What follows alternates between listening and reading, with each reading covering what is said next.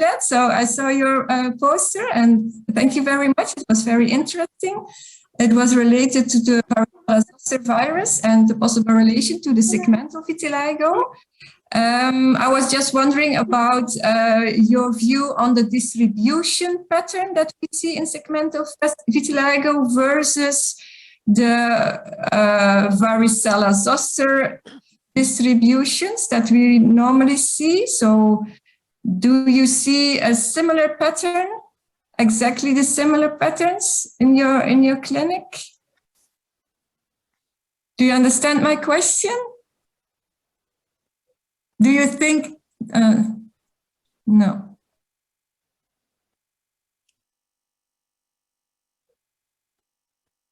I think he's muted. Mm-hmm. Can you please, you're unmute, yeah, unmute, yes.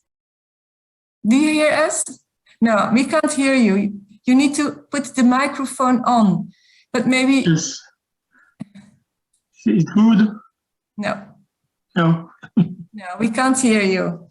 Okay, no problem. So, any more questions related to the post? Perfect. Please, Yvon, can you hear? Did you hear my question or not? Should I repeat the question? Yes. Oh, perfect. Okay. So I was just wondering about the distribution pattern that we see in segmental vitiligo. It's a typical distribution. No, and of course, you know the discussion it is not going on. Yes. It is not corresponding in all cases. In some cases, we have a quasi-dermatomal distribution, and in other cases, it is a distribution Blaschkoid, but we think perhaps it is the distribution of the vessel, because the autonomic system is following the vessel. So we have two patterns, quasi-dermatomal, when the autonomic fiber are following the sensitive nerve, and other pattern when the virus are traveling in autonomic nerve around the vessel. Okay. Okay. So you also, for example, there is the facial artery, and which is surrounded by autonomic, and the virus can travel following this direction. okay. It's a Blaschkoid pattern. Yes. Okay. Thank you very much, Yvon, for your explanation. I have another question for Nicole Syder. You are here, Nicole? Yes. Yes, I'm here. Thank you. Your poster was also very interesting. It was related to the use of makeup in vitiligo, and also the trends of using in the internet or social media. And you also mentioned that there is a possible explanation for the downward trends, because you had this in your conclusion. And you had also an explanation for this, and maybe the public visibility of vitiligo is important, or we all know that there is more attention now. Some models with vitiligo are in the media. So do you have other ideas about this downward trend? I was wondering, is this the only, because it was quite interesting to see. Why is it?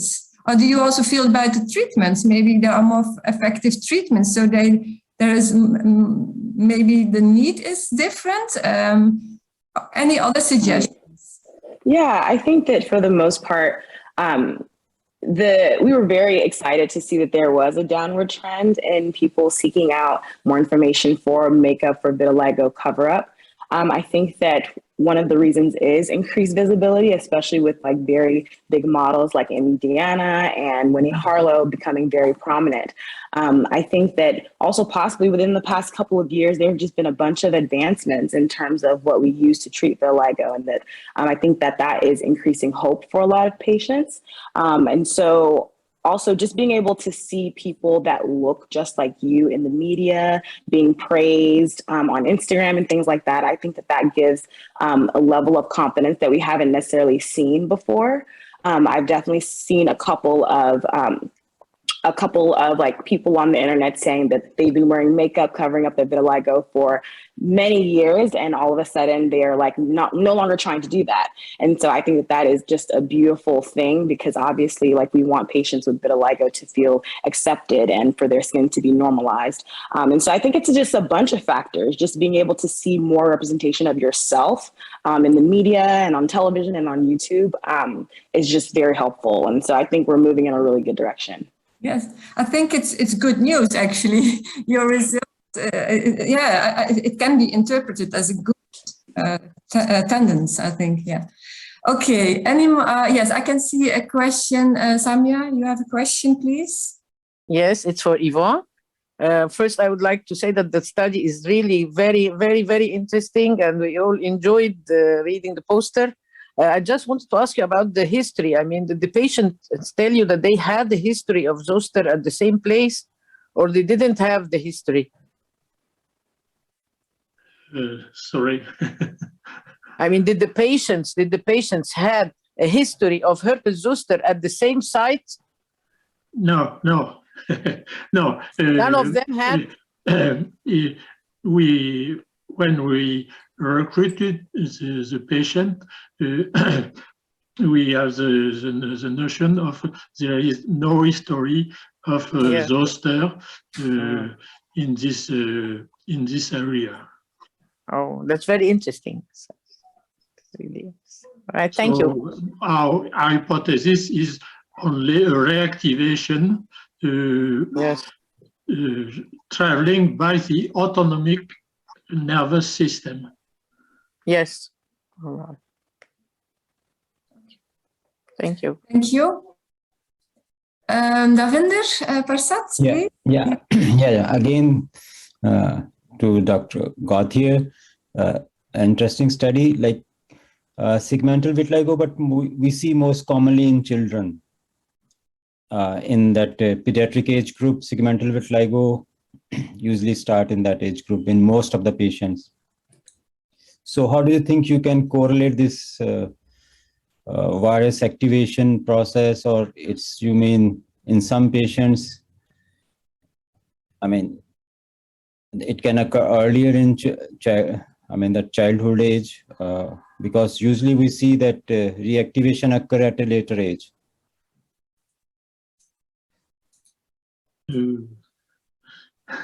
I don't understand. Yeah, so this was like age, like usually we see the herpes zoster in an older age group, and segmental vitiligo is most commonly seen in pediatric age. Yes. There is. It is only a preliminary study. This is the problem, because what is the explanation of the the great number of segmental vitiligo in children? But we have in all patients a high titer of VIS2021 antibodies in the serum, and we have not the explanation very, very high titer in the majority of the patient. Thank you. Thank you. Any more questions? Samia, your hand is still raised. Do you have a question? No, it's okay. I had my question. Thank you. Mm-hmm. Okay. I think we have time for more questions.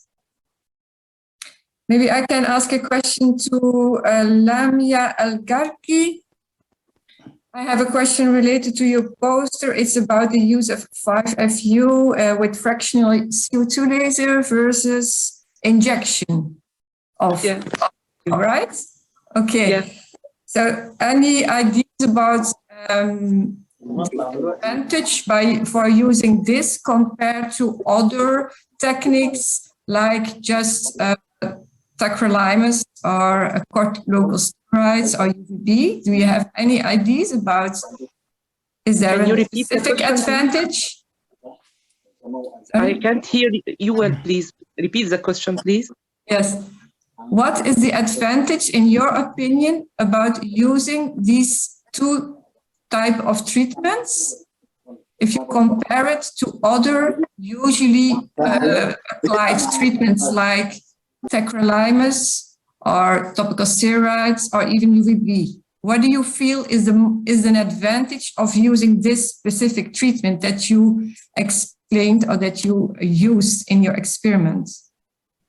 Okay, the patients of our study were all resistant to the usual treatments like narrowband UVB, tacrolimus, and so on. All of them are stable vitiligo patients resistant to the usual treatment. And we tried to help them with another procedure to improve the repigmentation rate.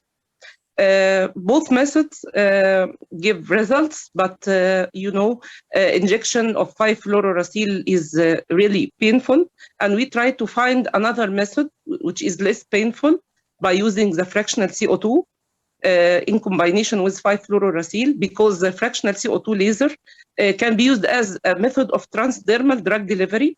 And when we used it in combination with 5-FU, it gives some results. And I think if we later on in other studies, we can optimize the parameters, we can get better results than the results we get in our study. Okay. And what is the surface area, the maximum that you included in your study, surface area of the treatment? Surface area? Is the maximum surface area, you mean? Yes. All our patients has localized lesions. We didn't use it on the big surface area. So it's on small lesions. It was formed on a very small lesion. Okay. Yes. Okay. And also on difficult areas like the hands, fingers. Yes, we use that. Even on over the knee joints and other areas that is difficult. Some cases give results and others were also resistant. Okay. Thank you very much. Any more questions? Davinder? No. Okay, I think... Yeah, I can just... yes, Davinder, please. Time is there. So, yeah, interesting study. Like, have you chosen only the stable patients or the active vitiligo patients were also taken? No, all of them are stable vitiligo patients. Only in stable vitiligo patients? Yeah. Like we take for surgery on those type of patients? Yeah. Yes, it's an option. Thank you. Thank you very much.